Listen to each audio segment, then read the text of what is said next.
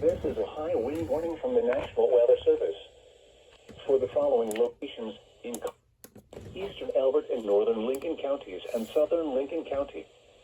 High wind warning in effect from 10 p.m. this evening to 3 p.m. Mountain Daylight Time Sunday. What?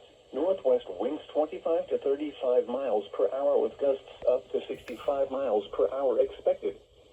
Where? Portions of east central and northeast Colorado, including Greeley, the Denver Metro, Palmer Divide, and the Eastern Plains. When? From 10 p.m. this evening to 3 p.m. Mountain Daylight Time Sunday. The following impacts are expected. Gusty winds will blow around unsecured objects and a few power outages may result. Blowing dust could reduce visibility to less than a mile in places. People are urged to secure loose objects that could be blown around or damaged by the wind. Winds this strong can make driving difficult, especially for high-profile vehicles. Use extra caution.